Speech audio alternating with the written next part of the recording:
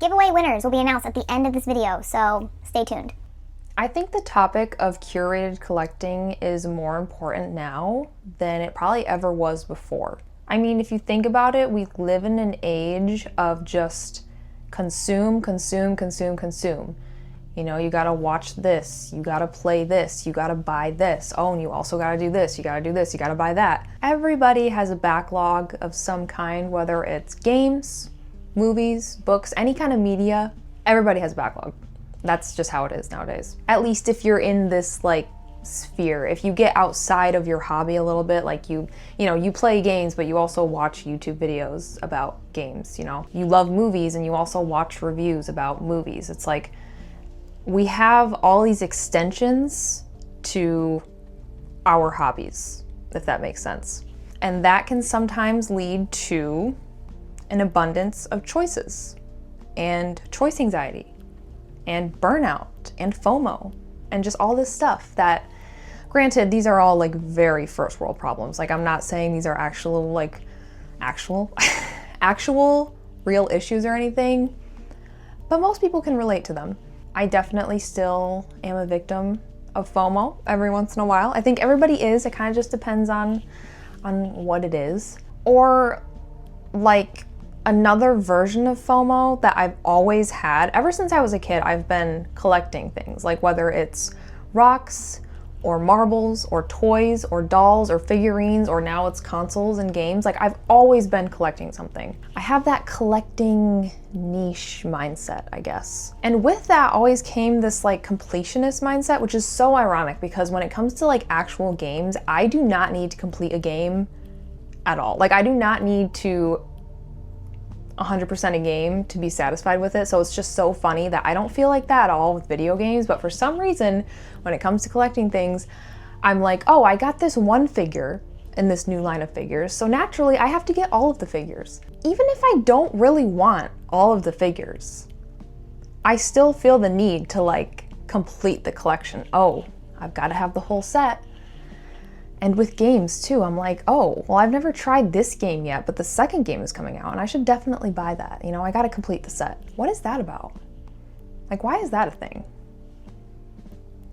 It's so stupid. It's different to actually want the full set of something. Like, if you like a trilogy of games and you're obsessed with the entire trilogy, it's like, yeah, you're gonna wanna collect the entire trilogy, but like, what if I have one game out of a trilogy that I haven't even tried yet, but I'm like, I should go ahead and buy the other two games, like just in case they get expensive, or just in case, like whatever excuse you can think of, you could make it. Like, I don't know. Then when you start to stray away from curated collecting and just giving in to your impulsive desires, your FOMO purchases, your completionist purchases, you start to feel like a little bit empty, at least for me. Because I'm accumulating all this stuff, I'm spending all my money, all my hard-earned money on the stuff that I might not even really want that badly. Everything starts to get a little bit cluttered and I'm like, why the frick do I have this? Why did I buy this? It can lead to even bigger issues like overconsumption in general, where you just have way too much stuff. Or it can lead to a budget crisis where you're spending all your money impulsively on these things that like you don't have the money for. Like, your wallet is crying, but you cannot resist the FOMO. You cannot resist the impulsive purchase prodding, the little devils on your shoulders. It is so much more fulfilling to not only have like maybe a budget that you stick to where you don't feel like absolutely out of control with your money, but also a collection that feels personalized, that is full of things that are significant and important to you, that you can come and look at every day and be like, yeah, I'm happy I have all this, instead of feeling overwhelmed or feeling like, why do I have so much stuff? How am I gonna play all these games? How am I gonna watch all these movies?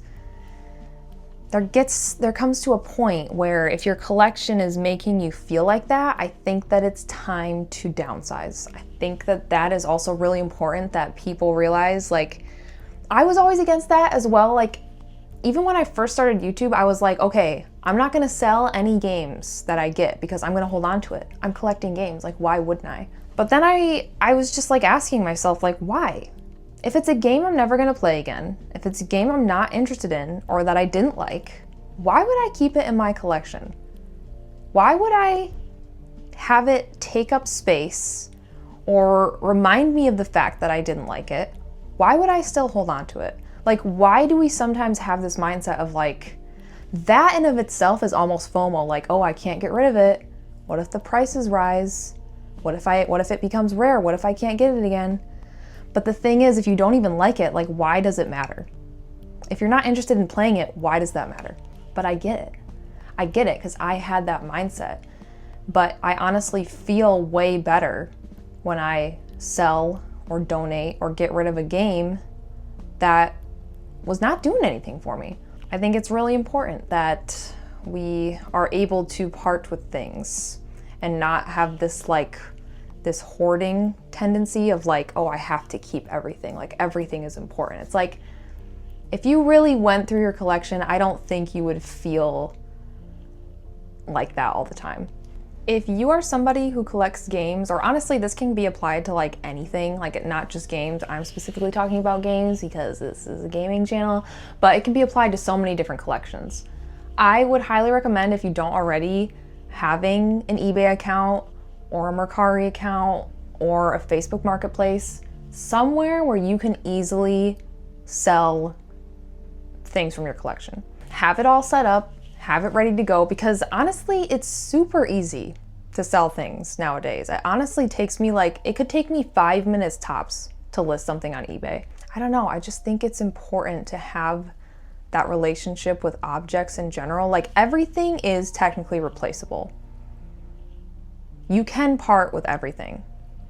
Like, I love my games and I love my figures, but at the end of the day, I don't want to have this materialistic mindset of like, oh, I could never part with them. Like I would lose everything if I lost my gaming collection. I would be dead inside. Like that's not true. It's not.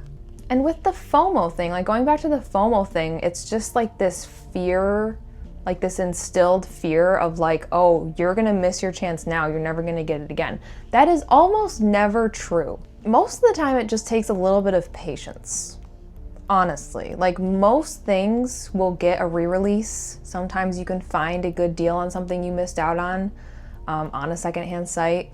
Like just because you missed an initial release or something does not mean that you are gonna miss out on it for the rest of your life.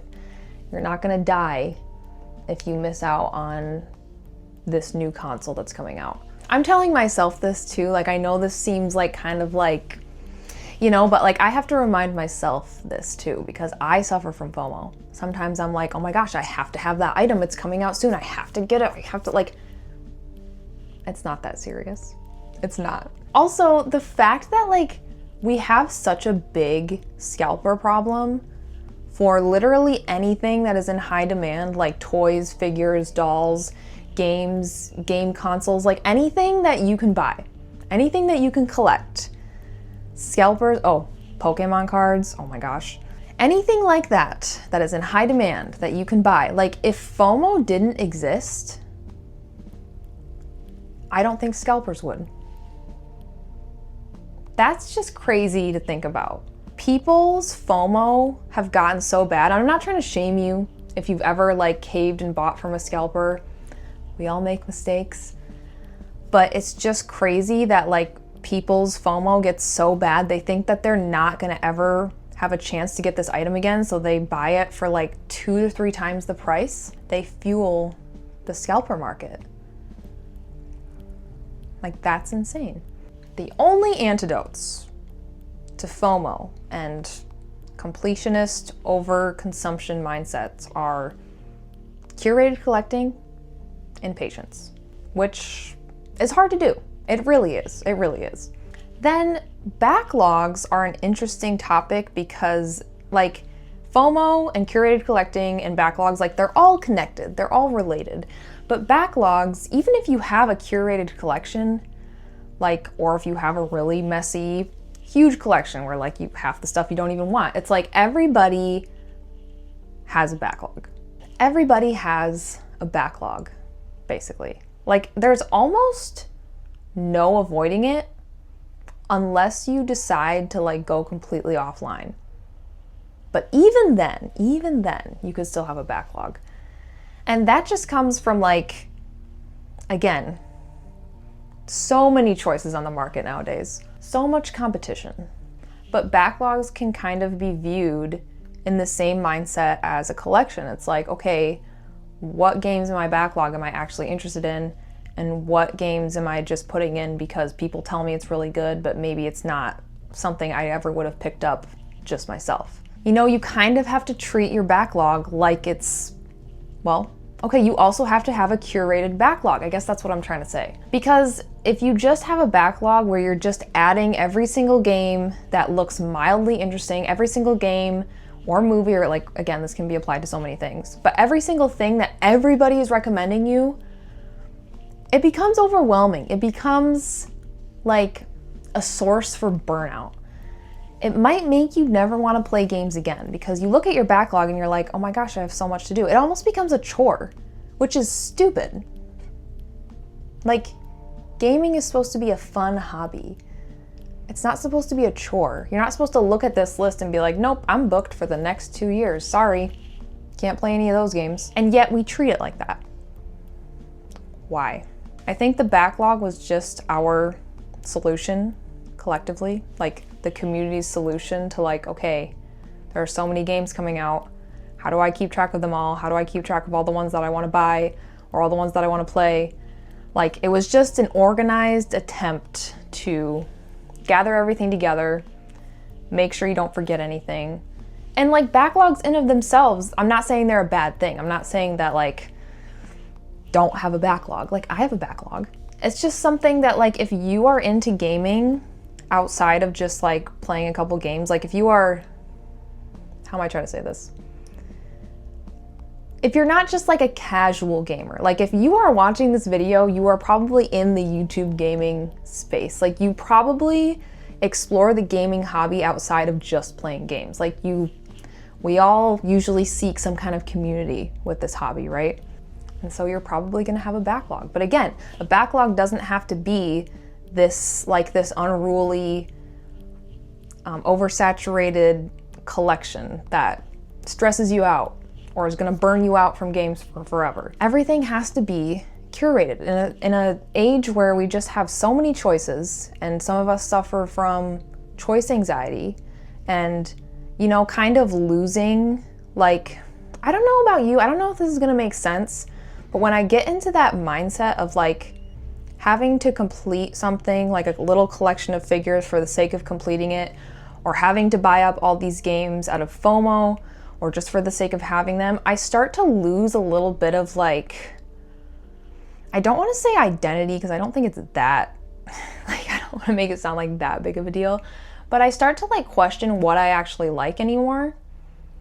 Like, I start to lose sight of what kind of games I really like or what kind of media I really like, because it tends to get a little bit fuzzy. It's like you have so many distractions that are like blocking or taking your attention away from things that you really value and things that you really enjoy. I don't know if that makes sense, but let me know if it does. So therefore, having a curated collection feels a lot more freeing. It's just funny to me that like gaming has always been known as the most chill, laid back, like carefree hobby that everybody makes fun of because it's like, oh, it's also not considered a very productive hobby. And yet we've almost tried to make it hyper organized and productive and turned it into this like hustle or this chore almost. At least for some of us. Maybe this doesn't make sense for people who just have a list of games that they want to play and you're like, this is my backlog. I don't know what the frick you're talking about. But I know for a fact that I'm not the only one that thinks that.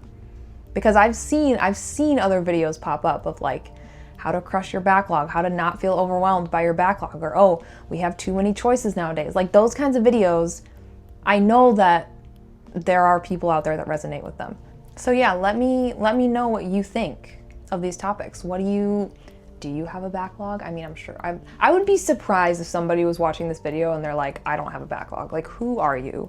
Let me know your experience. Let me know how much of a FOMO head you are, and if you really struggle with FOMO, if you're kind of like, whatever.